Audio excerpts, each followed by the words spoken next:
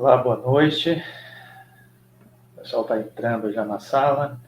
Boa noite, Wellington, Elito. Estão me ouvindo bem? Então, o som está chegando ok para vocês? Só me confirmem aí se o áudio está ok, por favor.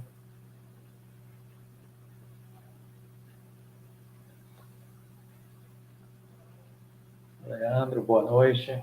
Chegando bem o som? Por favor, só me confirmem se está ok o áudio.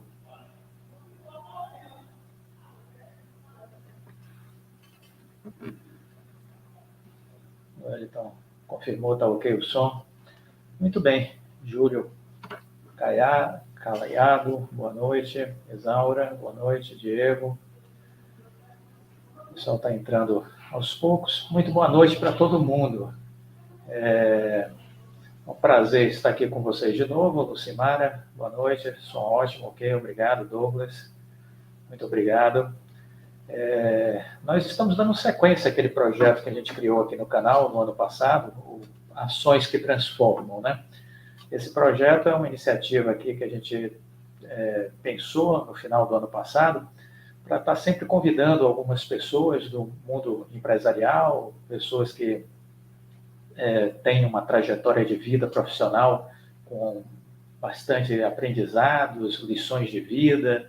A ideia é poder sempre estar compartilhando com vocês um pouco dessas carreiras profissionais de outras pessoas que a gente foi conhecendo ou que vem conhecendo ao longo dos anos e, ao mesmo tempo, proporcionar para vocês essa possibilidade de aprender com a experiência dos outros. É sempre uma forma de nós agregarmos conhecimento e diferenciar a nossa carreira, nossas trajetórias de vida. Para a live dessa semana, a gente foi buscar uma pessoa que é uma referência quando a gente pensa em café, né? A Isabela Raposeiras, ela é sinônimo de cafés especiais. Então, ela construiu sua carreira, sua autoridade exatamente nesse universo dos cafés e uma empreendedora, né? E com bastante experiência e reconhecimento, não só aqui no Brasil, como também no exterior. Vamos falar sobre esse universo mágico dos cafés especiais, sou fã dos mesmos, né? E vocês vão ter a oportunidade de aprender muito sobre esse tema. E, ao mesmo tempo, a gente vê um pouco dos desafios de um empreendedor, como construir uma carreira de sucesso, como lidar com o crescimento de uma empresa, como vencer os medos, né, as dores do crescimento, formar equipes, desenvolvimento de liderança, enfim. Quando a gente pensa em empresariamento, quando a gente pensa em empreendedorismo, são muitas as oportunidades de aprendizado que a gente tem quando tem essa oportunidade de conversar com empreendedores e com empresários a respeito de suas experiências e de suas vidas. Eu vou chamar aqui a Isabela para ela participar dessa nossa conversa. Olá, Isabela, boa noite, tudo bem? Seja muito bem-vinda. Obrigada pelo convite, é uma honra. É um prazer estar aqui conversando com você e eu vou pedir para você fazer uma apresentação e aí depois a gente segue evoluindo, sempre num bate-papo, né, trocando ideias sobre os temas mais interessantes para essa noite. Fique à vontade, meu amor. Bom, eu sou especialista em cafés especiais, já faz 21 anos que eu comecei a trabalhar com cafés especiais, mas a minha formação é psicologia e eu sempre disse que eu jamais quereria ser empresária, nunca ser empresária na minha vida, porque meus pais sempre foram empresários, e meu padrasto, e minha mãe, etc. Eu falava, jamais vou ser empresária, vou ser psicóloga e tal. Acabei indo trabalhar no café depois de uma falência horrorosa da família, para conseguir pagar a faculdade, e esse trabalho, para conseguir continuar a faculdade de psicologia, me levou para o café. E aí eu não consegui, o café me subtraiu, me sequestrou. E até hoje, então, e daí acabei me tornando empresária meio que na marra, e essa tem sido acho que a jornada mais... Café é um produto muito interessante, né? Muito complexo, em muitos aspectos, mas acho que ser empresária de cafés especiais no Brasil realmente é desafiador. Eu estou sem câmera? Alguém falou que alguém não consegue ver. Quem mais não consegue ver? Tem 2 pessoas que comentaram. Voltou? Está com a imagem vocês aí? Não? Me confirmem se estão conseguindo ver. Vocês estão vendo? Agora sim. Agora a imagem entrou. Acho que deve ter um delay, né? Talvez. Pode ser. Mas e aí a gente... e aí, bom, eu acabei ganhando o campeonato de barista que teve no Brasil em 2002, o primeiro que mudou completamente a minha vida, e eu abri uma escola, uma empresa de consultoria em 2004, e em 2009 abri um laboratório de torra que se transformou também numa cafeteria de café especial, com um serviço bem inovador, diferente, para padrões mundiais, assim. Boa noite. E como foi essa paixão aí pelo café? Como é que você começou a se interessar por esse tema do café? Como é que ele entra em sua vida? Eu comecei a me interessar porque eu caí nele por uma questão financeira, né? Então, na época que eu comecei a trabalhar com café especial, ninguém escolhia trabalhar com café especial. Não existia café especial no Brasil. Existia produção de café especial de poucos produtores que ainda separavam essa matéria-prima como café de qualidade e conseguiam exportar, mas não existia um mercado de barista, de café especial no Brasil. Imagina, 2000, não existia, ninguém falava sobre isso, ninguém sabia que existia isso, né? Então, como eu fui trabalhar num projeto em que a fazenda, a Ipanema estava envolvida. Foi por isso que eu conheci a fazenda Ipanema e acabei indo trabalhar com eles. Então, eu acabei me apaixonando por café nesse segundo ano em que eu já estava trabalhando com ele. Eu fui me apaixonando porque eu gosto muito de provar, de degustar qualquer coisa. Eu adoro degustar cachaça, vinho, charuto. Eu fumo charuto diariamente. E aí, o café é muito complexo. Aliás, é de todos esses produtos da terra, é o que tem mais compostos aromáticos e tal. Então, é um produto realmente incrível. Isabela, a maioria das pessoas estão acostumadas com os cafés de supermercados, aquele nosso velho café robusta, né, que geralmente é bastante torrado para disfarçar algumas imperfeições. E esse mundo dos cafés especiais é novo para quase a maioria dos brasileiros, né? Como é que a gente poderia explicar a diferença do que a gente chama de café especial para esse café que a gente encontra normalmente nos supermercados? Bom, primeiro que os cafés especiais, os cafés tradicionais, digamos assim, os cafés de baixa qualidade, a maior parte deles tem na sua composição uma grande parte, a maior parte de arábica, não de robusta.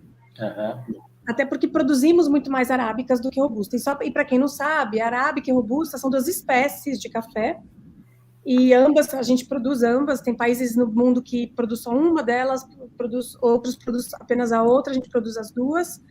O arábica é o mais produzido no mundo ainda, e acho que deverá ser por sempre, assim, imagino eu. Acho que essa situação não muda muito, acho que talvez os percentuais de produção sim, mas assim, existem muitas diferenças entre café tradicional e café especial. Mas a matéria-prima, a maneira como ela é industrializada, produzida, manejada no pós-colheita, tudo isso faz com que o café esteja em algum ponto dessa escala de qualidade. E essa escala de qualidade a gente avalia sensorialmente no café. Inclusive, as sacas do mundo, a bolsa, na verdade, o preço do café na bolsa, ele é determinado por provadores no mundo. Então, é um produto, é uma commodity extremamente volátil, né, imagino eu. É uma commodity que movimenta uma grana violenta e esse preço é determinado por provadores de café. É incrível isso, né? Sempre que eu penso nisso, eu acho isso incrível.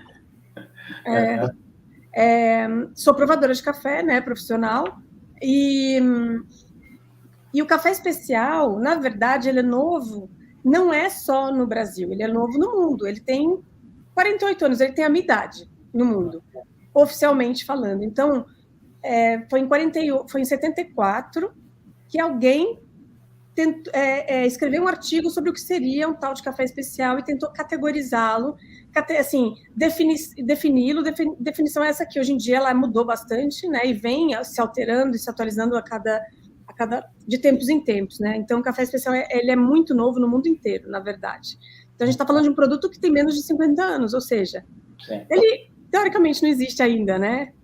O preço subiu bastante, Rodrigo, por causa de um Nem sei se eu posso interagir aqui, porque eu estou lendo o chat. Pode, sim, por favor. O preço subiu por causa de uma geada violenta que teve no Brasil, né, ano passado. E aí, como o Brasil é o maior produtor de café do mundo, aí afeta o preço mundial, a bolsa já subiu, já desceu, mas aí o preço do café ficou lá em cima. Do café industrializado acabou ficando e não desceu mais. E uma coisa só para vocês entenderem um pouco, quem não entende café especial, vamos fazer uma analogia com o vinho. O café tradicional, esse de supermercado, mais comum, os mais baratos, né? Eles são equivalentes a vinho de garrafão.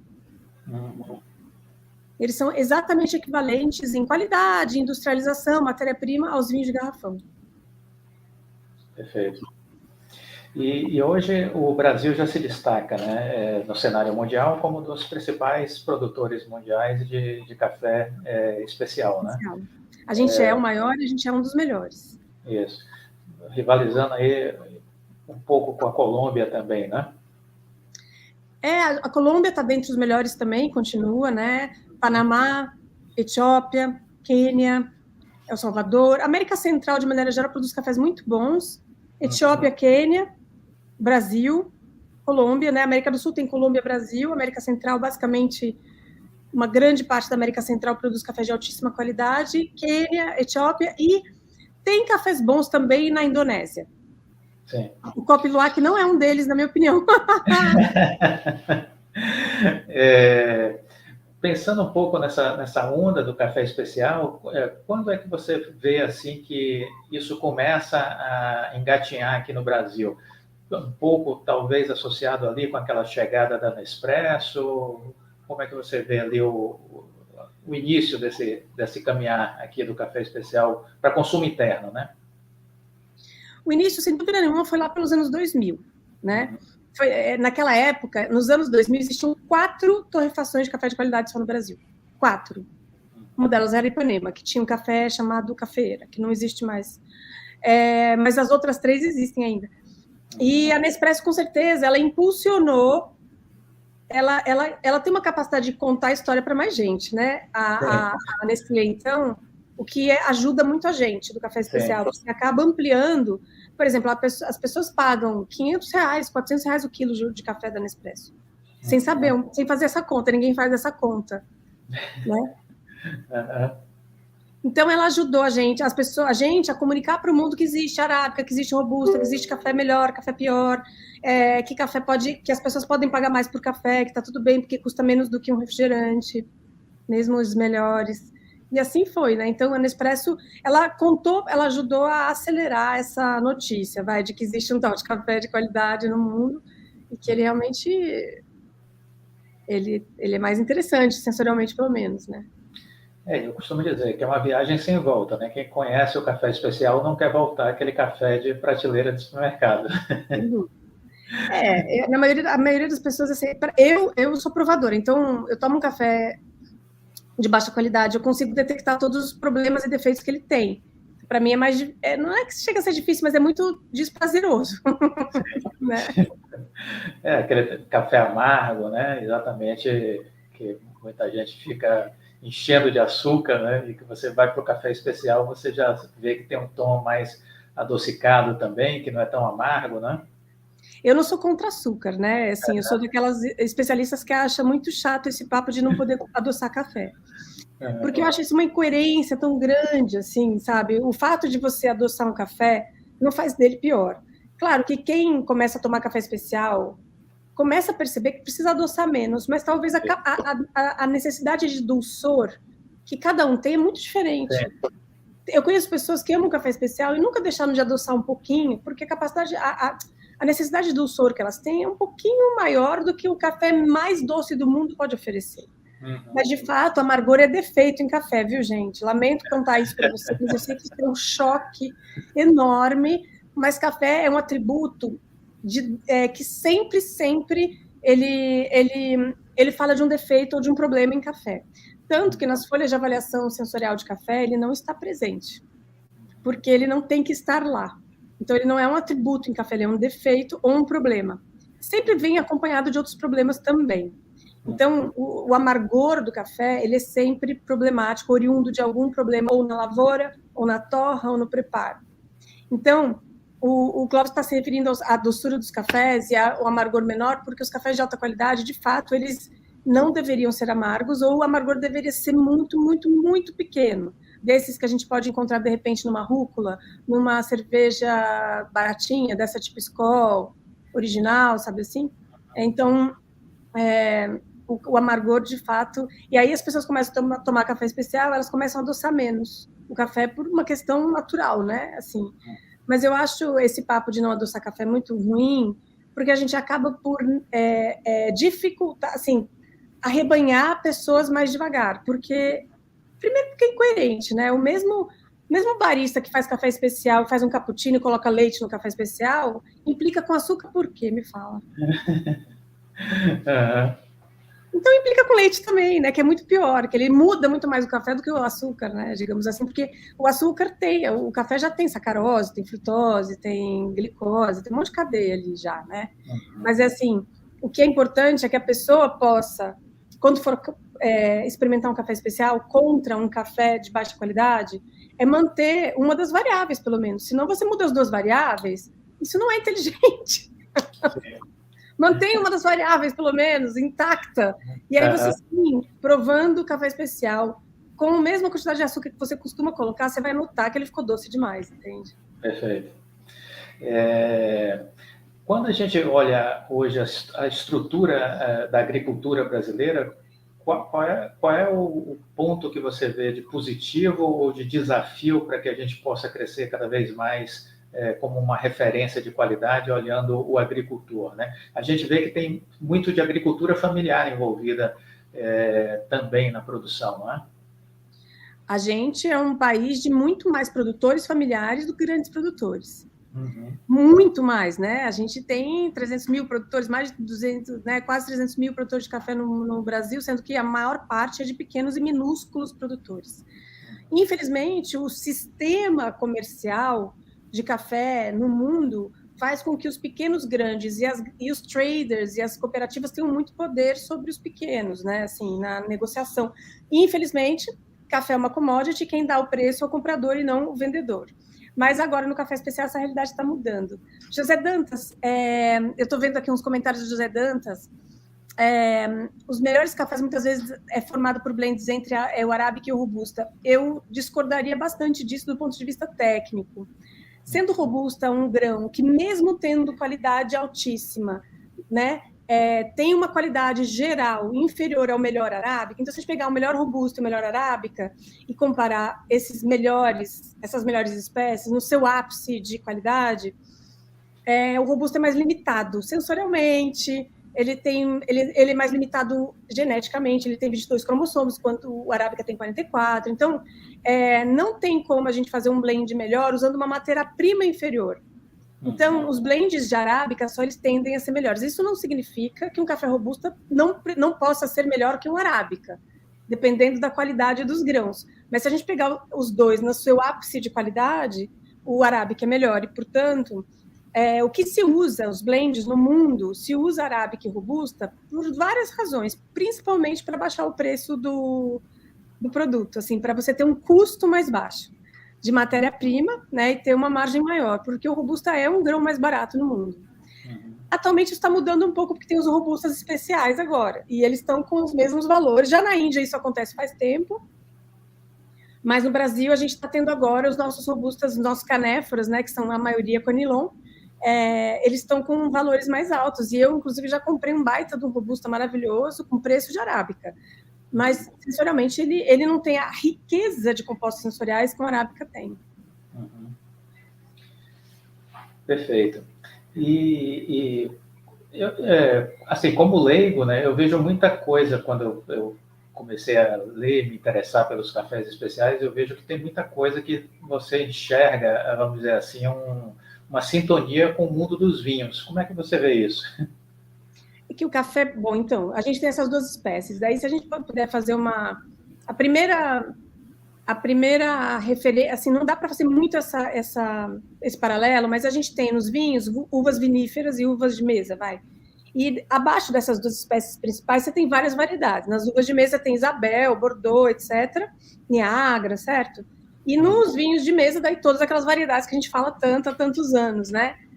No café, a mesma coisa, a gente tem arábica e canéfora, tá? Robusta é um apelido do canéfora.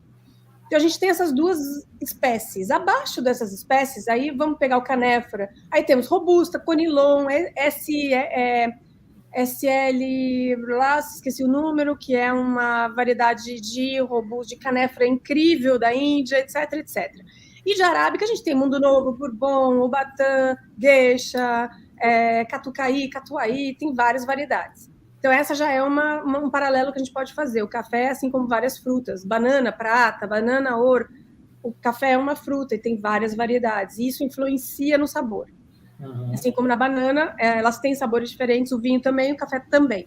A interação dessas variedades com o terroir, ou seja, com o microclima da região, o solo, a topografia e o clima da safra também interfere. O café também é uma cultura que sofre influências da safra, né? Mas, diferentemente de vinho, a gente não pode guardar café. Café é sempre o mais fresco, o da safra atual. Infelizmente, a gente não pode nunca fazer uma degustação vertical de café. Não existirá nunca isso. E quem diz que consegue está enganando o consumidor, né? Porque o café é uma semente e ela sofre muito, né, o efeito do tempo, mesmo antes da torra. E tem também um componente aí da altitude, né, para a produção dos melhores cafés. Então, altitude e também o manejo. No café, o manejo é mais fundamental ainda, né, do produtor, do que no vinho até. A altitude no café não é só altitude. As pessoas estão muito enganadas quando elas falam só da altitude. Porque, na verdade, o que importa para o café? É a temperatura média anual. E aí, o que realmente vale para o café é uma combinação entre latitude e longitude. Perfeito. E altitude, na verdade, desculpe, é latitude e altitude, entendeu? Então, por exemplo, se você se a tua latitude é baixa, ou seja, você está lá perto do Equador, você precisa de uma altitude enorme, porque é muito quente. O café arábica, principalmente, ele precisa de temperaturas amenas para que a maturação seja lenta e você tenha muita complexidade. Aqui já, você vai descendo para o Brasil, por exemplo, você vai para o Paraná, se você tiver um café a 1.200 metros, ele queima, ele vai passar frio, ele não dá fruto. Então, a produção no Paraná, que tem cafés incríveis, ela acontece entre 400 e 600 metros de altitude, porque a latitude é mais alta, entende? Então, é essa relação que, na verdade, é importante. Infelizmente, o mundo ainda, do café especial, eu digo em âmbito mundial mesmo, ainda comete esse equívoco de só falar em altitude. Perfeito. Vamos falar um pouquinho sobre essa parte aí empresarial, né? Como é que você foi desenvolvendo essa veia empresarial, de empreendedora, os primeiros passos, as dificuldades, alguém que quer empreender, o que é que a gente pode compartilhar dessa sua experiência de empreendedora? Não necessariamente no café, mas eu acho que tem coisas que servem de forma ampla para qualquer empreendedor, né? Com certeza.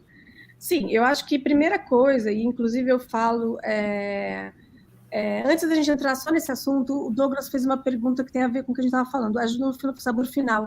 O processo de secagem é fundamental no sabor final do café, ou seja, a gente tem vários métodos de processamento que na verdade são métodos de secagem pós-colheita, que vão influenciar e determinar muita coisa no resultado final desses compostos. Sim, José, ele é muito utilizado. Mas, assim, agora vamos falar de gestão, de empresa, que eu adoro esse assunto, adoro tanto quanto eu adoro café. Eu dou muita aula, eu tenho um curso de gestão de cafeterias, e a gente dá consultoria, eu tenho o TEG, que é a terapia empresarial em grupo, que é uma terapia empresarial, tem a individual, tem em grupo. Eu gosto muito desse assunto, porque eu acho o seguinte, eu acho uma das coisas mais desafiadoras dessa vida ser empresário. Você ainda tem mais no Brasil, hein? Não, aí assim, if you can make it in Brasil, you can make it anywhere, né? Não é em Nova York, essa música tá errada, eles erraram de cidade. Frank Sinatra se equivocou. Porque eu acho que, sim, ser empresário no Brasil às vezes chega a ser inacreditável, né? Porque a gente tem que, né, principalmente o pequeno empresário, né, o pequeno, o minúsculo, o médio empresário no Brasil sofre muito mais até, né? Enfim, eu acho. Mas eu acho que, primeiro, para você ser empresário, você tem que entender se você tem vocação para isso. Sim. Porque sem vocação você sofre demais, porque as pressões são muito violentas, né? De muitos lados. Uhum.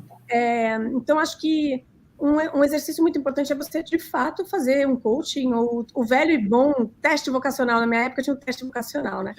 Sim. Porque você tem que ter tanta ferramenta, tanto recurso para ser um bom empresário. Eu acho que, primeiro, você tem que ter disciplina, né?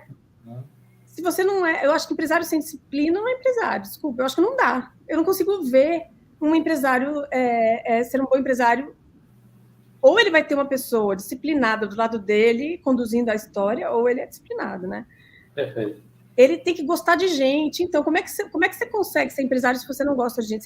Você tem que entender que você vai gerir pessoas. Ah, mas o meu negócio é de TI. Você vai gerir pessoas. E vai atender pessoas, né? Não tem como fugir. Então, se você não gosta de gente, você não pode ser empresário. Uhum. Se você não gosta de gerir pessoas e conflitos e relacionamentos, você não pode ser empresário. Então, acho que é um grande desafio. Daí tem o teu ramo específico. E eu estou num ramo que eu acho que é dos mais desafiadores do mundo. Assim, que é o ramo do varejo, que já é desafiador. Qualquer varejo é muito desafiador. E o varejo de alimentos e bebidas, então, é o fio da navalha. É o fio da navalha. Escorrega, corta. Ele é tão sensível que ele é um avião de acrobacia, né? Ele é um extra. Qualquer comando errado, ou ele vai responder rapidamente a qualquer comando que você dê. E aí isso vale para bem ou para mal. Eu vou, né? Eu vou avião, então eu faço muitos paralelos entre gerir uma empresa e voar planador ou voar outros aviões, porque eu acho que dá para fazer muitos paralelos entre gerenciar, principalmente planador, que você voa sem motor, então aí dá para fazer muitos paralelos.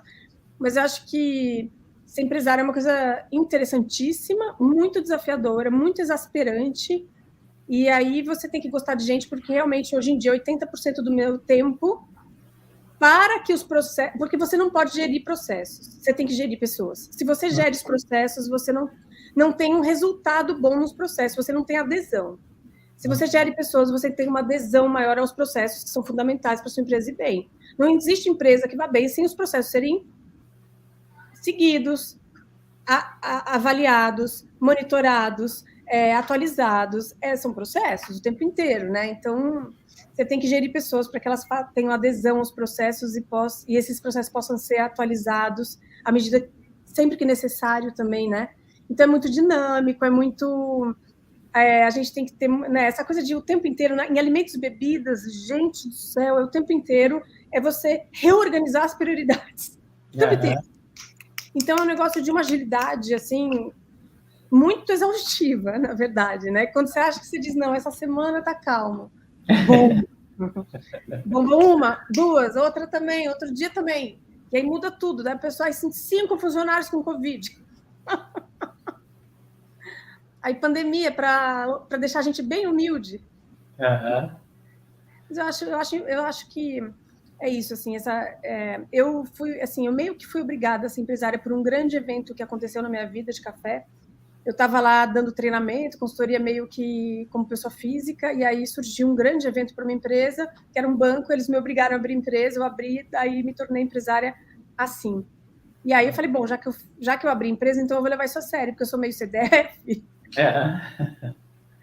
Aí eu levei a sério a história, e são muitos desafios, assim, e eu gosto muito desse assunto, muito mesmo.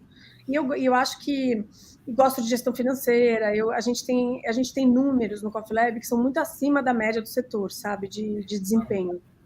Justamente porque disciplina, atenção aos detalhes é o que faz, né, é uma combinação muito esquisita essa, porque você tem que ter, no ramo que eu tô, você tem que ter muita disciplina e precisão, porque é alimento e café, então nem se fala. Aí você também tem que ter... você tem que ter atenção aos detalhes, porque a gente não faz 20% líquido, fim da linha, depois do EBITDA, inclusive, lá. se você não tiver atenção ao detalhe. Você tem que ser atento aos centavos. São centavos que te levam à falência, né? Não são os grandes sustos, grandes perdas, né? São aqueles vazamentos que você não vê e quando você vê, cai o teto na tua cabeça, né? Então, e no nosso ramo é muito fácil a gente não prestar atenção nos pequenos detalhes, nos pequenos centavos que estão vazando. Em perdas, em processos mal feitos, em compras mal feitas, em receitas não controladas, em CMVs mal calculados, e, portanto, precificações erradas, etc, etc, etc, né? Então, você tem que ter habilidade com gente, tem que ter habilidade com processo e disciplina, você tem que ter habilidade com números e amar o Excel. Então, assim, são né, um monte de ferramenta que não combina numa pessoa só. Porque na verdade você acaba fazendo um pouco aquela figura do maestro, né? Que você tem uma orquestra e que você vai ter que reger diversas variáveis, diversas circunstâncias para fazer com que tudo isso tenha sentido, que tenha uma liga, né? É muito isso, né? Você é o condutor, mas isso aqui isso, esse nosso ramo, assim, o varejo é muito sensível, né? É muito sensível. As margens também são mais apertadas, né? Então é um pouco assim, sua margem de manobra é curta se você errar, né? É muito curta, por isso que a gente isso, assim, você está no avião de acrobacia, por isso que se você morre no avião de acrobacia, não tem negociação, né? Sim. E exatamente isso, se você escorregou dessa navalha, corta, né? Não é que você leva um tombinho, volta, tal. E é incrível como todas as vezes que eu afrouxo um pouco o meu rigor com detalhe, com precisão e tal, o desempenho financeiro, no outro mês, ele já mostra isso. É impressionante. É imediato, assim. Você falou muito da questão dos processos, das pessoas, né, que precisa ter uma aderência a isso. Como é que você lida com essa coisa de formar times, né, de formar equipes? Ainda estou lidando. Essa é a parte mais desafiadora, né? Porque, assim, imagina, eu sempre brinco nas reuniões, eu falo, gente, primeiro, que isso aqui não é família, vamos parar com esses eufemismos, eu detesto eufemismos. O colaborador, que colaborador? É horrível isso, porque você coloca a relação no lugar errado, a relação tem que estar no lugar certo, para que você lide com os conflitos e problemas do jeito certo, do jeito que você tem que lidar, né? E aí você fica falando em dor, eu detesto esse termo também, esse novo eufemismo para problema. É problema, conflito, desconforto, né? Seja lá o que for. Mas, enfim. E aí, eu acho que equipe, eu obrigo um monte de gente a conviver a maior parte da vida delas, uns com os outros, sem elas se gostarem. Olha que situação. Pensa bem. Porque a empresa, né? A empresa, ela é ela que escolhe funcionários, certo? Sejam gerências ou enfim. Então, as pessoas são obrigadas a conviver uns com os outros sem terem escolhido essa convivência. Sim, perfeito. Parte de um lugar perigosíssimo, né? É por isso que tem que cuidar muito do clima organizacional. O que mantém as pessoas na empresa não é dinheiro, né? É clima organizacional, né? Perfeito. Então, eu já pequei muito nesse aspecto, já cometi muitos erros, já arrumei. Aí já tive que contratar um CEO porque eu me afastei por causa de burnout violento, eu tive que me afastar 1 ano da empresa. O CEO, ele não cuidou do clima organizacional, para dizer o mínimo. Tivemos muitos problemas, recuperei tudo de novo. Estou o tempo inteiro cuidando disso, o tempo inteiro. Por exemplo, pessoas mais tóxicas, mesmo que muito boas tecnicamente, não ficam no Coffee Lab. Eu não admito. Eu estou realmente sendo mais rápida, inclusive, na substituição, o que me gera um custo de rescisão meio violento, mas nada é mais custoso do que ter uma equipe intoxicada que vai me render menos, que vai trabalhar mais infeliz, que vai se cansar mais, vai ter menos qualidade de vida.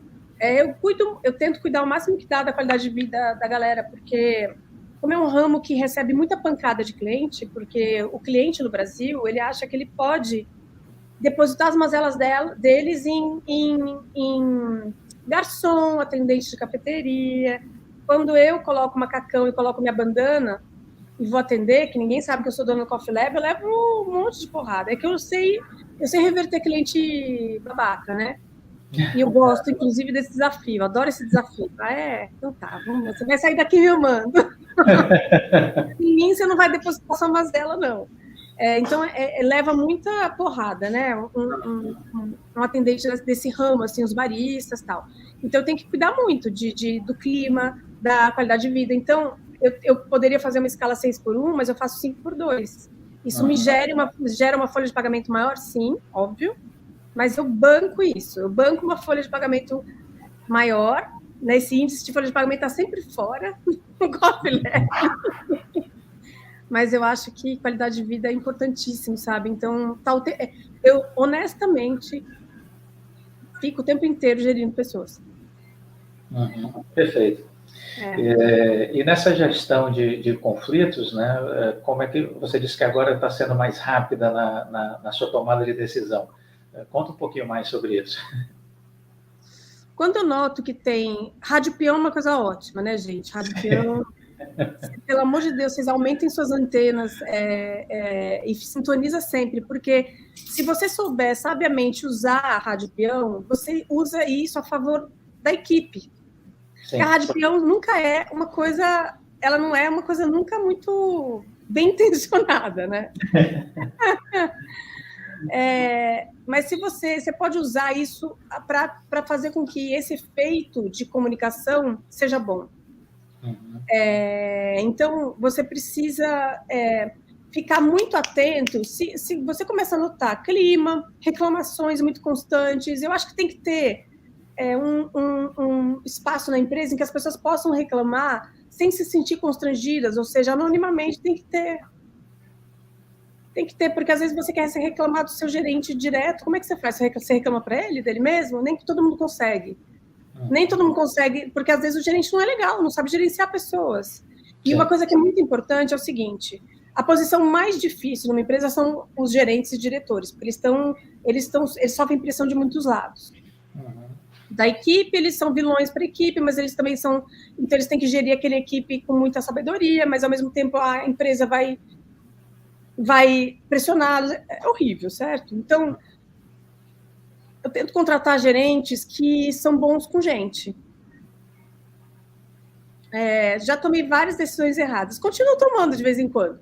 Mas, primeiro, tento pegar pessoas que sejam minimamente boas com pessoas. Porque o gerente que não lida bem com gente, não sabe gerenciar pessoas, pode causar danos horríveis. No clima, na equipe, demissões... performance pior, etc. Então, isso é uma coisa que eu cuido bastante. Contratação, hoje em dia, é uma coisa muito delicada, porque por mais que a gente faça processo, é muito fácil você falar a coisa certa em processos, em entrevistas. Quando você faz processo com um psicólogo, você tem os testes que indicam determinadas tendências, né, forças, deficiências das pessoas, todos nós temos, certo? Mas, no fundo, é sobre a química do relacionamento. Perfeito. Então, quando eu vejo que café é química, gente é química, quando eu vejo que a química tá começando a ficar precária, e aí eu tento identificar onde é que está esse problema. Eu faço reuniões de lavação de roupa suja, que eu gosto, porque numa reunião em que você consegue trazer o time para você, para que ele tenha confiança de falar abertamente sobre coisas que eles não gostam em colegas, de um jeito respeitoso, isso tem um efeito muito legal. Dura um tempo o efeito de uma reunião dessa, mas você tem que saber fazer isso, né, para não virar, né, para não dar tiro no pé. Então, você tem que deixar a equipe à vontade para conseguir falar para o outro, olha, eu não gostei do que você fez, isso é difícil para a gente, sabe assim? Você concorda que as melhores equipes são complementares, são pessoas diferentes? Olha, sem dúvida nenhuma, né? O Coffee Lab, a gente tem... É engraçado, né? Que a gente tem pessoas muito diversas no Coffee Lab. E vai ser sempre assim, porque essa é a nossa tendência, né? Sim. Até porque, gente, as funções são diferentes. Então, elas requerem pessoas diferentes. É natural. Então, se você respeitar as vocações de cada função e o que elas querem das pessoas, aquela função precisa de uma pessoa assim, assim, assado, no mínimo. Então, naturalmente, você vai atrair pessoas diferentes, né? Eu brinco que hoje a gente tem desde trans até freira trabalhando com a gente. Perfeito. Eu estava assistindo outro dia uma entrevista do Jorge Paulo Lema e ele estava falando sobre isso, porque ele disse que a primeira empresa dele, ele faliu com quatro sócios, era ele mais três sócios, né? E a primeira empresa durou 4 ou 5 anos e eles faliram. E aí ele dizia exatamente isso, que o motivo da falência é que os sócios eram todos muito parecidos.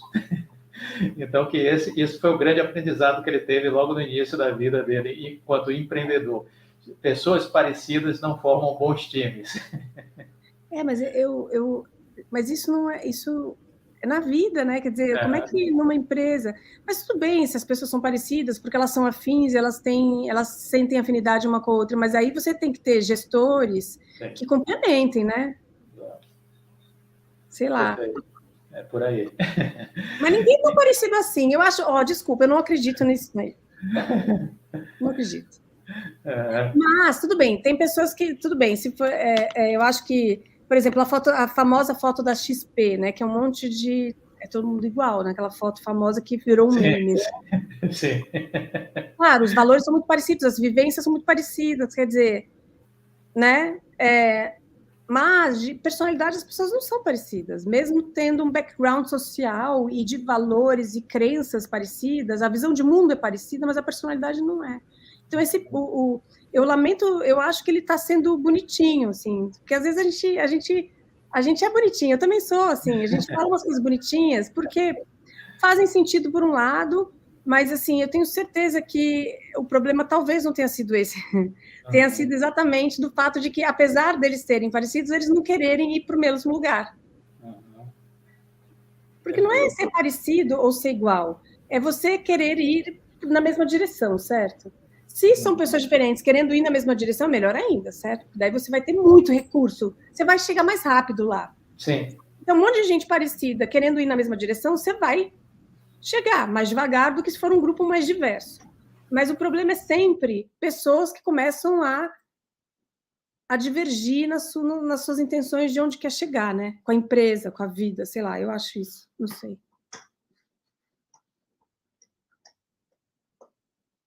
E será que fui eu que congelei?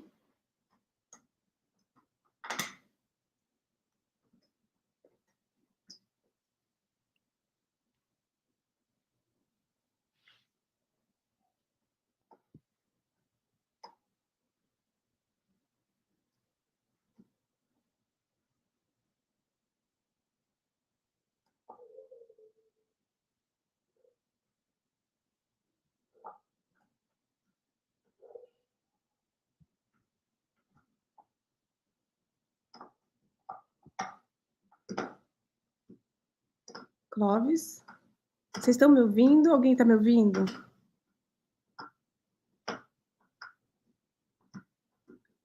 Pois é, travou para mim também. Vocês estão me ouvindo? Então vamos bater papo enquanto o Clóvis não volta.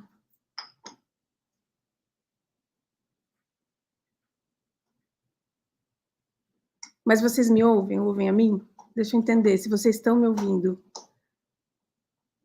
Eu, Isabela, fala. Estou te ouvindo, Isabela. Só para eu entender. Então, essa história, inclusive, eu estou passando por um momento muito, muito específico no Coffee Lab agora, em relação à equipe, em relação a tudo isso, assim, muito, muito específico, muito desafiador também. E é justamente porque eu estou sendo mais rígida ainda em comunicação não violenta, da gente se olhar com mais respeito, da gente respeitar, da gente trabalhar de fato, enfim.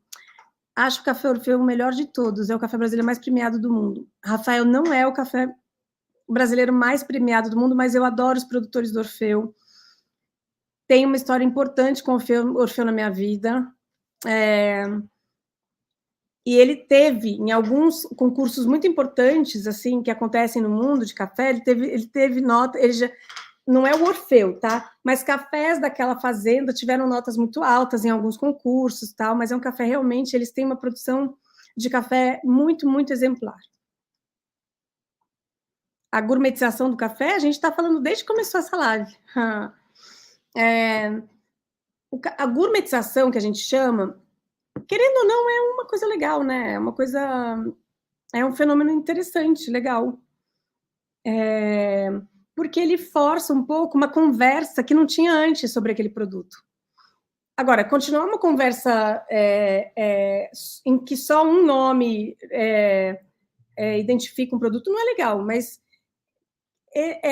essa gourmetização é um sintoma de que uma conversa já existe, né? Então, o café especial, por exemplo, essa categoria de qualidade que chama café especial, é um movimento, e aí acaba que ele meio que se confunde, às vezes, com essa tal de gourmetização, e eu não acho isso ruim.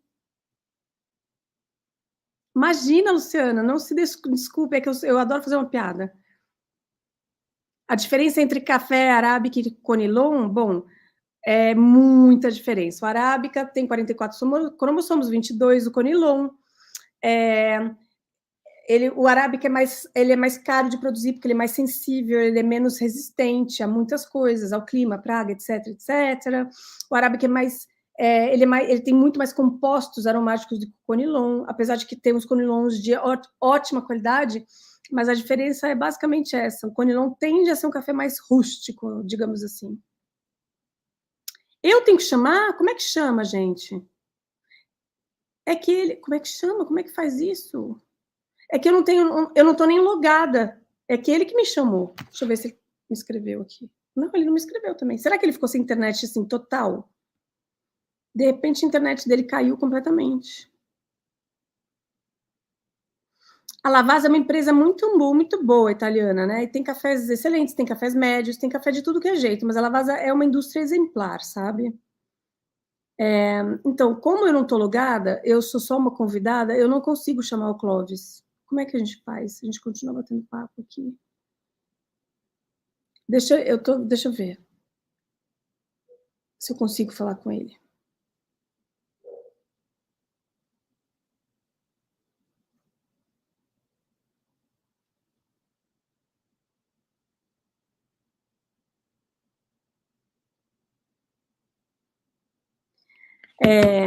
Seu Coffee Lab é um lugar apenas de treinamento de baristas, a gente também atende consumidor.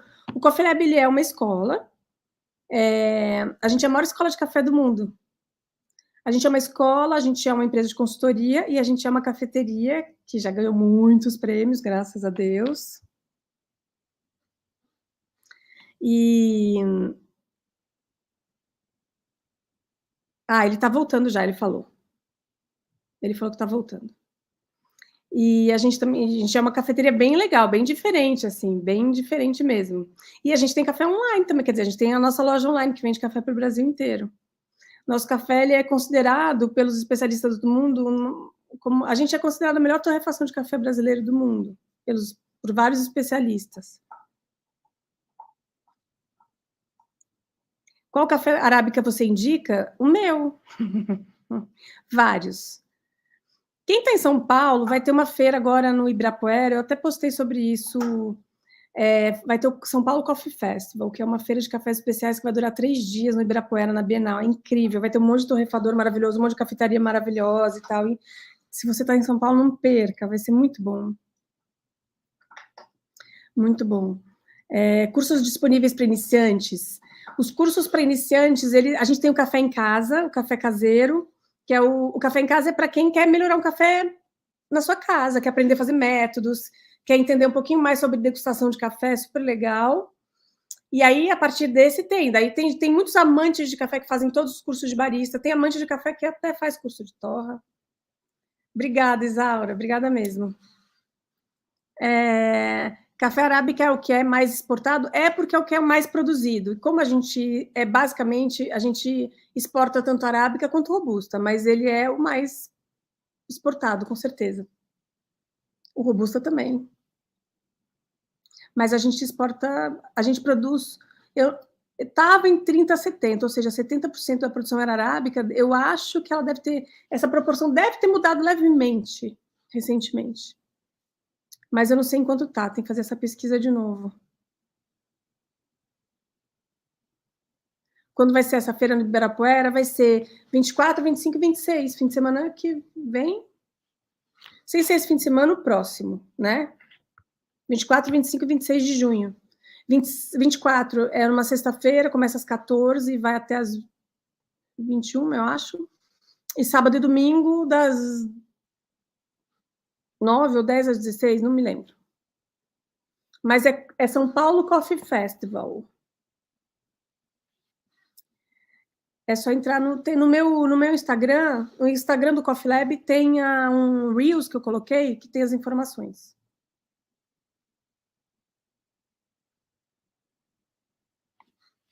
Vamos ver se o Clóvis... Ele falou que está voltando.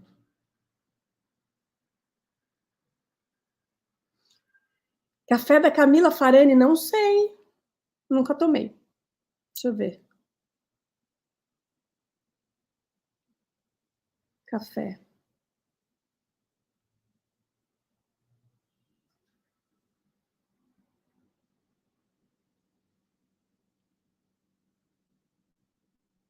Um dos maiores aprendizados foi antes de você pedir...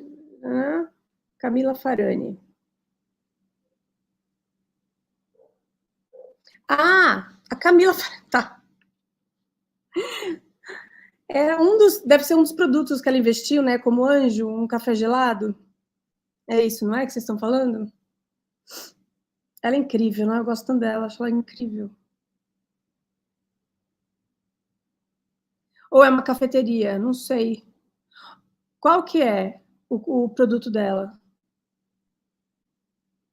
Me fala aí.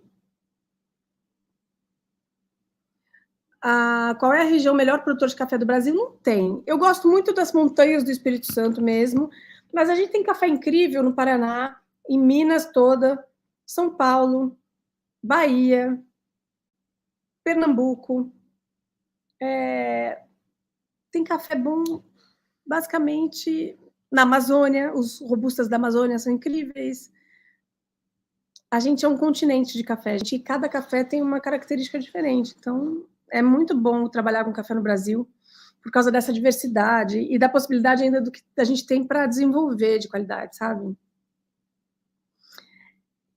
Isaura, vem, dá um pulo em São Paulo, você vai adorar essa feira. Tô aqui batendo papo com a galera, a gente tá aqui falando um monte de coisa. Tudo bom? Voltei. Caiu aqui a conexão. Tá me ouvindo bem? Tô. Eu estou.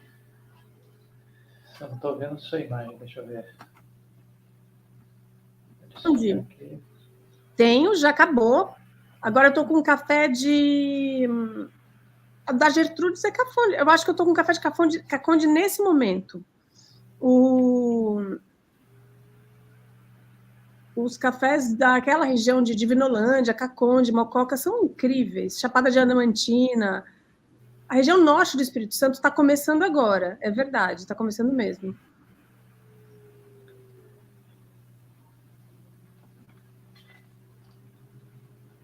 Mas fala, deixa eu passar de novo o bastão para você, Clóvis. Então, estávamos ali naquela parte da gestão, né? E como é que funciona hoje vocês enquanto empresa, né? Vocês têm um ciclo de planejamento que vocês iniciam para pensar os próximos anos. Como é que funciona essa parte do planejamento estratégico da empresa? Eu estou nesse momento, inclusive, muito forte, fazendo planejamento para os próximos anos de crescimento, porque agora eu decidi dar uma exponencializada no nosso crescimento, porque ele vem sendo numa progressão aritmética, muito por escolha minha, e agora eu quero que essa progressão seja geométrica. Então, a gente está nesse planejamento agora, exatamente. Até hoje, digamos que eu fui um pouco cheirando os caminhos que estavam mais naturais para a gente. Eliminei o B2B, que era um núcleo de negócio da gente, que estava indo super bem, mas não é a minha vocação. Eu não queria perder o foco do que eu gosto mais de fazer, que é o consumidor final. E aí eu vendi toda a minha operação de B2B justamente para... Então, tem momentos em que eu acho que no Coffee Lab, pelo menos no Coffee Lab, os momentos em que a gente fez um planejamento melhor foi quando eu senti incômodos maiores. Quando vem um incômodo muito grande, eu falo, pera, deixa eu entender o que está acontecendo e para onde a gente vai, então, né? Porque ficar incomodado não dá, né? Sim. Talvez. Mas dessa vez, eu acho que o Coffee Lab me cobrou, né? Porque hoje em dia eu digo que o Coffee Lab tem uma identidade própria, ele é uma entidade separada de mim, graças a Deus, né? E ele me cobrou muito, assim, tivemos muitas discussões e brigas, eu e Coffee Lab, porque ele falou, não, eu consigo crescer e você está me mantendo num tamanho que é confortável para você e o seu medo de arriscar, porque eu morro de medo de arriscar, eu sou a típica conservadoríssima, apesar do Coffee Lab ser uma empresa inovadora, fazer coisas que as pessoas nunca fizeram, nunca foi uma dificuldade minha, mas dar passos maiores e arriscar financeiramente, eu tenho muito problema com isso. Então, eu preciso ser... a gente vai continuar sendo inovador, que isso é uma vocação do Coffee Lab, ser inovador. Está no DNA de vocês. É muito, mas eu preciso ser inovador e arriscar mais. Não são coisas que andam juntas necessariamente. Eu posso provar isso. Então, uma empresa inovadora não necessariamente ela arrisca grandes coisas e é arrojada, não. Eu acho que fazer coisas que ninguém nunca fez é uma coisa, e eu arrojada agora eu vou começar a ser mais em respeito ao Coffee Lab, porque ele é uma marca que tem muito potencial de crescimento, que eu seguro, porque eu tenho medo de falir, porque eu tenho trauma. Você outro dia eu vi tipo uma live que você colocou na sua página, falando sobre as dores do crescimento, né? Como é que está sendo o conviver com essas dores do crescimento? Porque isso acaba sendo um processo que todo empresário, empreendedor, acaba vivendo em algum momento também, né? Então, eu acho que... eu não sei... Eu acho que para quem trabalha com qualidade, uma das piores preocupações é perder qualidade no crescimento, que é o nosso caso. A gente é muito rígido com qualidade. Mas a gente ainda está muito longe de chegar no ponto em que essa qualidade vai ser prejudicada pelo crescimento. Então, a gente ainda tem muito chão de crescimento sem que ela seja prejudicada, o que é uma delícia. Então, eu posso ainda pensar só no crescimento. Obviamente, o que eu estou fazendo agora exatamente é estruturar rigidamente a empresa para crescer. Então, qual é a dor nesse momento, né? Qual é o problema? E qual é a dificuldade? Porque doer dói sempre. Doer mesmo dói sempre. Então, para mim, eu acho que dor é constante. E se a gente naturaliza que dói, se empresário dói, tá tudo bem. A gente lida com isso de uma maneira menos pesada, né? Que dói. Dói várias... E a gente é uma empresa inclusiva. Eu tenho uma tendência a distribuir lucro para caramba. Eu sou muito assim, né? Então, às vezes eu sofro decepções muito grandes, né? Com pessoas, e vou sofrer sempre, não adianta. Eu vou acreditar sempre nas pessoas e no potencial delas e investir nisso. Sim. E eu prefiro continuar desse jeito mesmo, de verdade. Mas eu tô conseguindo achar um limite mais justo para a empresa, e isso para mim tem sido muito difícil. Acho que talvez seja a maior dificuldade e a minha maior dor nesse momento é ser mais pragmática. Porque se você não é pragmático, você não é justo nem com a equipe, nem com a empresa, nem contigo. Então, o pragmatismo, ele é justo, na verdade, porque o pragmatismo não é rigidez. As pessoas têm o Brasil tem muita dificuldade com pragmatismo, com disciplina, com processo, né?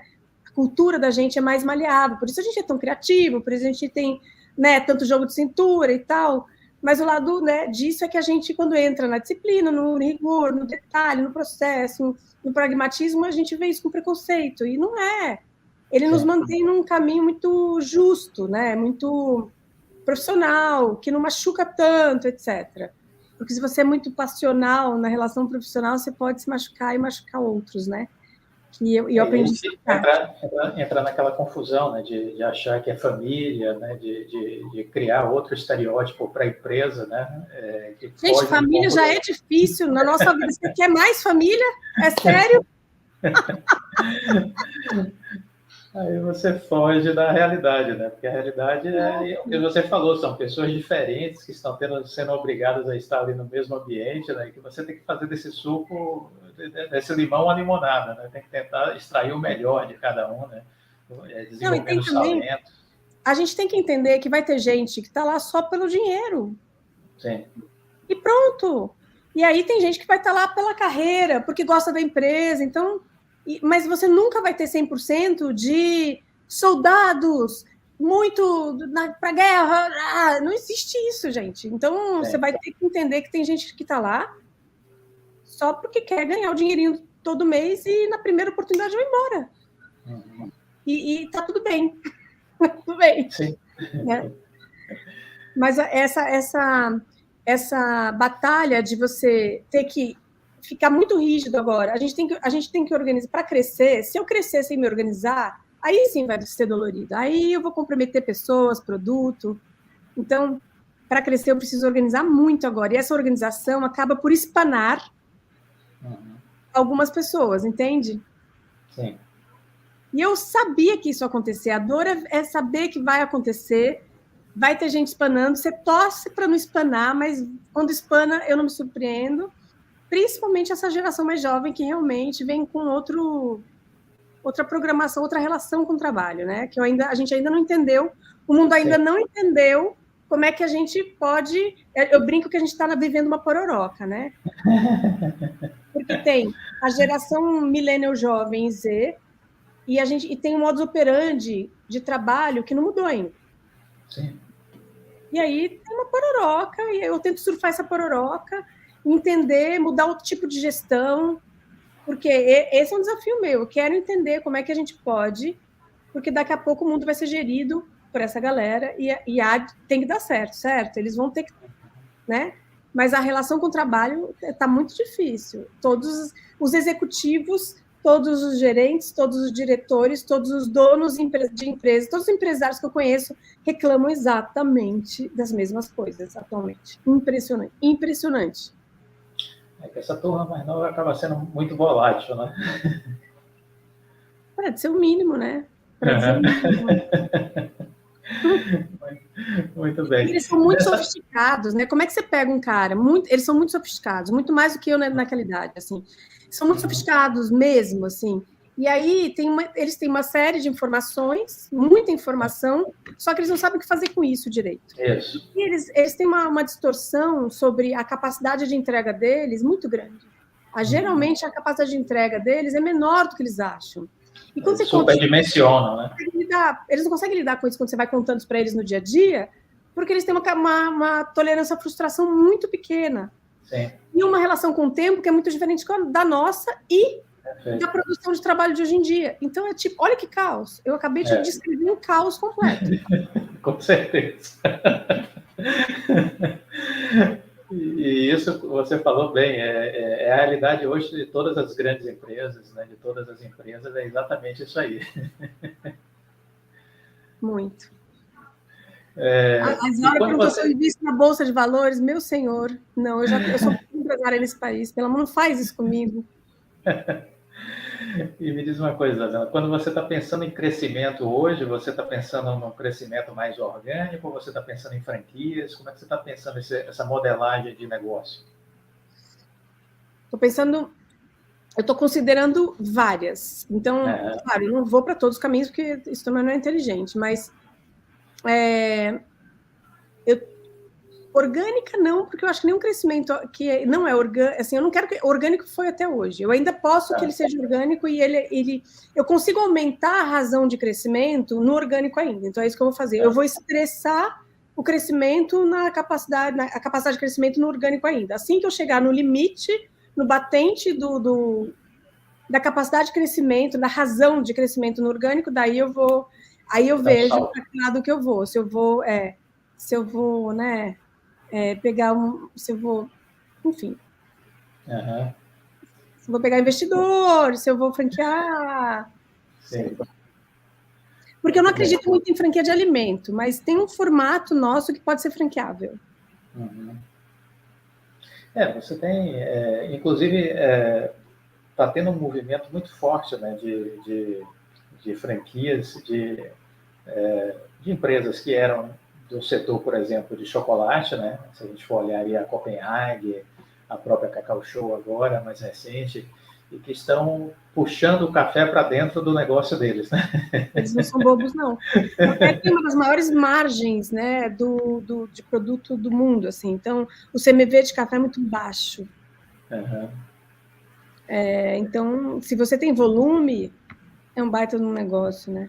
E você hoje passa na frente, por exemplo, de uma loja da Copenhague, né? Você vê que o movimento forte ali, talvez 80% das pessoas que estão ali dentro estão tomando café. Por conta do café e por conta da marca forte que a Copenhagen construiu nesses anos Construiu, todos. sim. É uma combinação. Que é uma grande empresária, a Renata Vick, né?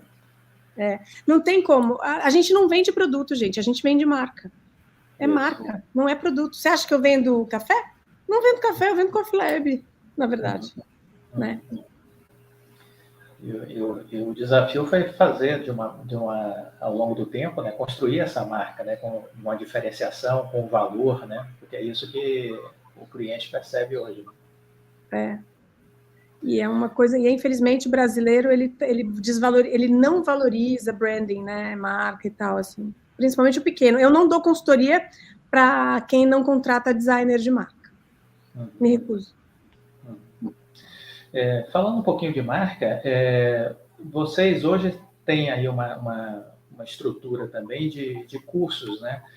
Tanto para pessoas que querem ser profissionais do setor, os baristas, como também para empreendedores, né? Conta um pouquinho sobre isso, por favor. A gente tem a escola, ela dá. Eu estava até falando quando você caiu, a gente estava falando sobre os cursos. Tem os cursos para iniciantes, para quem ama café só. Né? Então, um cara que só quer melhorar o café em casa, tem o café em casa. E tem os cursos de barista, tem os cursos de torra, e tem os cursos de gestão. E tem as mentorias. Eu tenho as terapias empresariais, tem as terapias em grupo e tem as terapias individuais, que são sessões comigo mesmo, como se fosse terapia, só que empresarial. Então, é a empresa no divã, não é a pessoa física, é a pessoa jurídica no divã. Sim, muito bom. E as consultorias, né, que a gente dá consultoria desde 2003, Esses cursos do Coffee Lab, você tem também hoje um modelo, vamos dizer assim, só presencial ou também foi para o digital? Foi para o digital, que já era uma questão que eu estava batalhando fazia anos, aí na pandemia foi na marra. Então, hoje em dia, a maior parte dos nossos cursos é híbrida, na verdade. Então, tem o presencial e o conteúdo em vídeo, e a gente agora está voltando daqui a pouco com os cursos 100% online que a gente teve durante a pandemia também. E tem alguns que precisam ser 100% presenciais, não adianta café, torra, por exemplo. Tem um conteúdo que está em vídeo, mas ele é basicamente... Você aprende a torrar café provando café, então... Perfeito. Para quem quer conhecer sua unidade em São Paulo, diz aí, a Isaura está pedindo para você falar o endereço. É Fradique Coutinho. É na Fradique Coutinho, na Vila Madalena. Mas eu acho mais fácil pegar um Instagram, né? É Coffee Lab _BR. É Coffee em inglês, né? Coffee Lab com 2 Fs, 2 Es, Lab de laboratório _BR. Daí lá tem as informações. E quem não é daqui não vai gravar, né? Mas é na Vila Madalena, descolada da Vila Madalena. Muito bem. Outro dia você também fez um vídeo no Instagram falando sobre algumas características do barista, e na verdade foi esse vídeo, inclusive, que me fez mandar uma mensagem para você, porque você falava de características que eram importantes, né? E aí você destacou a questão da paixão, você destacou a questão do atender gente, lidar com gente, né? Fala um pouquinho sobre essa sua visão de relacionamento aí com o público, né? Com o cliente em específico. A primeira coisa que eu acho que eu falo sempre de um bom barista é disciplina. Uhum. E disciplina, consistência, tem que gostar de estudar, tem que praticar. Então, ser barista é muito difícil, por quê? Porque você precisa ter toda essa coisa meio de precisão, de consistência, de disciplina e tal. Ao mesmo tempo, você não está numa cozinha como um cozinheiro que precisa também ter essas coisas. Você está na frente do consumidor. E você é, portanto, um profissional de hospitalidade também. Uma cafeteria é um negócio de hospitalidade.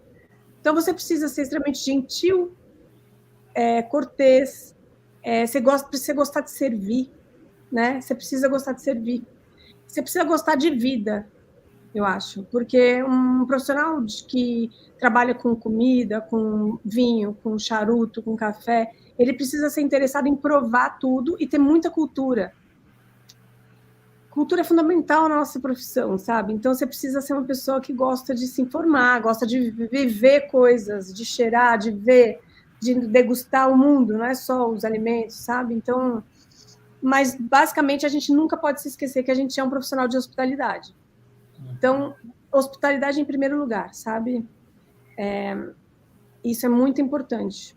A gente, aliás, ultimamente, a gente está super feliz que a gente só recebe basicamente 5 estrelas no Google, assim, nos últimos mês e meio, quase 2, assim, 5, 5, 5, 4, 5, 5, 5, 5, 4, justamente porque a gente realmente bate muito nesse aspecto de hospitalidade, muito. Maravilha. Vamos entrar nessa etapa final, né? Eu queria te perguntar assim, nesse processo todo de amadurecimento seu, ao longo de sua carreira, de sua trajetória, se você tivesse que pontuar um grande desafio que você viveu, que você teve que enfrentar ou que ainda está enfrentando, qual seria? Eu mesma. Não existe maior. Não existe maior, não. Sabe por quê? É a gente confrontando a gente mesmo nesse processo todo. Eu não acredito em empresário que não faz terapia. Me desculpa, não dá para ser bom empresário se você não faz terapia. Porque você, o tempo inteiro, você está convivendo também com pessoas que você escolheu profissionalmente, mas, né? Você não necessariamente tem afinidade.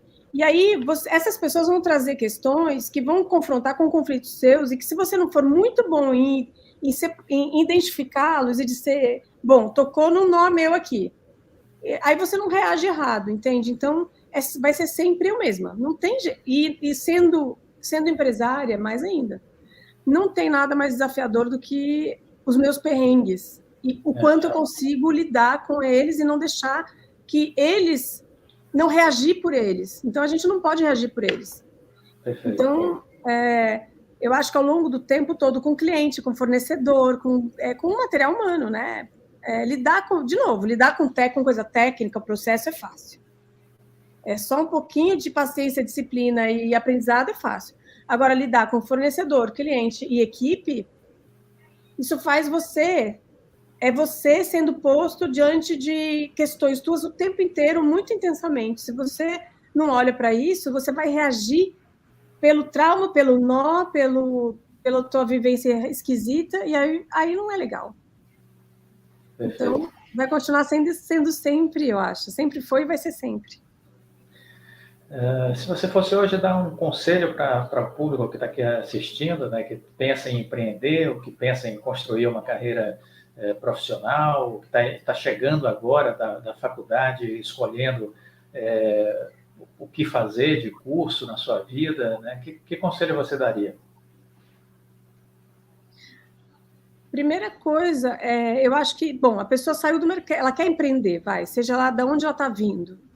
Ela quer empreender, ela precisa, primeiro, contratar um profissional de estratégia de marca. Porque a primeira coisa que você tem que fazer é definir que empresa é essa que você quer abrir. E quem vai definir isso com você? Que conceito é conceito. Empresa é conceito. Você vai definir isso para depois você alimentar o estudo de viabilidade. Ou seja, o plano de negócios, o business plan, o PB, ele não é uma planilha de custos. Ele não é isso. Ele é uma planilha de viabilidade que vai ser alimentada por um conceito que já está muito bem estruturado por um profissional que sabe fazer isso. E aí você vai fazer isso com a ajuda de profissionais, porque você não sabe disso. Você, a priori, você quer abrir um negócio e você não sabe disso. Você não sabe abrir negócio. Você pode saber, por exemplo, eu sou psicóloga, eu posso querer abrir uma clínica que vai terceirizar e vai alugar sala para um monte de psicólogo. Se eu não fosse empresária já, eu teria que entender sobre ser empresário, sobre negócio, sobre plano de negócio, sobre marca, sobre conceito, sobre tudo isso. Então, a primeira coisa é buscar um bom profissional de branding que custa caro, só que este caro é barato depois, porque o barato sai caro. Então, é um investimento que tem que ser muito bom, porque esse cara vai fazer você refletir sobre que empresa que você está abrindo, sobre mercado, sobre posicionamento, sobre tudo isso. E com isso na mão, você sim procura um profissional de plano de negócios com experiência na área que você, né? E que vai fazer a planilha para ver se você tem recursos para abrir o teu negócio. Porque muita gente abre negócio sem recursos, sem todo recurso, né? Aí, quando abre o negócio, tá cagado de grana, não tem capital, né, capital de giro, aí aí toma as piores decisões do mundo para o negócio, porque está desesperado, e ainda acaba casamento, porque a pessoa física está sofrendo também. Não, um caos. Então, estudar, eu acho que, né? E aí depois que o estudo de viabilidade te diz, olha, você está pronto para abrir o negócio nesse formato que você vai ter que procurar ponto nesse lugar, ou sei lá o que, X, Y, Z, depende do negócio, aí você vai pensar no teu portfólio, seja cardápio, seja serviço, porque é o portfólio que vai te indicar melhor qual vai ser teu ponto, qual o tamanho que ele vai ter, quais equipamentos você vai precisar. Se for serviço, exatamente, não precisa dos equipamentos, quer dizer, talvez sim, dependendo do serviço. Então, aí você vai, o ponto e a arquitetura do ponto é lá depois. E as pessoas começam alugando ponto e já contratando arquiteto. Meu Deus do céu! Aí gasta todo o dinheiro errado. Aí quando abre o negócio, está sem dinheiro para girar, e aí o fluxo de caixa já está cagado, aí já começou. Enfim, é isso que eu acho que. E faz terapia, óbvio, né? Muito bom. Isabela, eu queria agradecer, eu vou deixar um tempo para você fazer um fechamento, mas eu queria agradecer de coração pela gentileza, por ter aceito esse convite para a gente ter esse bate-papo aqui. Quero agradecer a todos que estão presentes aqui. A live vai ficar gravada também, então as pessoas podem assistir depois no canal, na sessão ao vivo. E foi, eu tenho certeza, algo muito positivo para todos que puderam acompanhar. E eu fico, assim, realmente muito grato mesmo por você ter aceito esse convite. E agora a palavra é sua. Bom, eu agradeço muito e adorei a conversa com você e com a galera aqui. A galera é super participativa, adorei a sua audiência, maravilhosa. Sim, Wellington, talvez, tá? Só para fechar a pergunta. E a única coisa que eu acho que eu quero dizer para vocês é o seguinte: café de qualidade, a despeito dos sabores incríveis que a gente profissional acha neles, os cafés especiais, eles são. É obrigatório que eles respeitem o meio ambiente, que eles tenham responsabilidade social também, e esses cafés pagam o produtor e as famílias produtoras de maneira digna de verdade, não é paga um prêmiozinho. Então, consumir café de qualidade, que é possível para basicamente quase toda a população do Brasil, do ponto de vista de poder aquisitivo mesmo, ainda, não é quase toda a população não, mas assim, uma grande parcela, por exemplo, estudante que está sem dinheiro, dá para consumir café especial, porque custa menos que refrigerante, consumir café especial. E então, dá para consumir café especial. Então, a gente sabe que a gente está alimentando uma cadeia que não explora uma família, porque o café, infelizmente, commodity, explora muito. Eu já fui ameaçada, só para vocês saberem. Eu já fui ameaçada 2 vezes por pagar de 4 a 5 vezes o valor da bolsa, que é o que eu pago para o meu produtor. Só para vocês entenderem o quanto é exploradora essa máquina de café commodity. Então, consumir café especial ajuda o meio ambiente e, na verdade, você sabe que tem por trás daquele café uma família bem mais assim, remunerada com decência. Perfeito. E é aquela coisa transformadora, né? Porque a gente pode criar uma classe média rural, né? Sim. Eu acho que isso é muito bacana. Eu tive a oportunidade já de estar envolvido numa certa feita, num projeto que era exatamente isso, trabalhar com agricultores no interior da Bahia, e o objetivo era esse, era criar uma classe média rural através da transferência de conhecimento, de tecnologia. Foi uma parceria que a gente conseguiu fazer entre iniciativa privada e governo, né? Ministério da Agricultura, Embrapa, e foi um projeto fantástico, e trabalhando com jovens, né? Os jovens filhos de agricultores. E Exato. Foi uma coisa revolucionária, porque a gente conseguiu fazer com que cada jovem desse pudesse ter uma renda mensal de R$ 3.500. Imagina isso no interior da Bahia, num município de 20 mil habitantes. Opa, é uma revolução, né? Você sabe que a gente tem visto nesse universo de cafés especiais, de pequenos produtores, cada vez mais os filhos sentindo orgulho desse métier e ficando na terra ao invés de ir embora. Eu testemunhei de 2 dos meus produtores cujos filhos não foram embora. E tinham planos de ir embora. Essa é a grande virada, né? Que você pode fixar o homem no campo, né? Através da dignidade, né? Do conhecimento, da renda, né? Da riqueza. E aí as pessoas deixam de migrar para as grandes cidades para ir morar em favela, né? Porque esse é o problema do Brasil, né? O Brasil era um país rural e virou um país urbano. 80% da população quase está nos grandes centros urbanos. E a gente vê aí a criminalidade, né? Toda essa desordem, esse caos que são as grandes cidades. E a qualidade de vida que cai, que despenca, né? Enfim, vários aspectos, né? Perfeito. Então, muito obrigado mais uma vez. Viu? Boa noite, Fica com Deus. Uma ótima noite para você. Até logo. Tchau.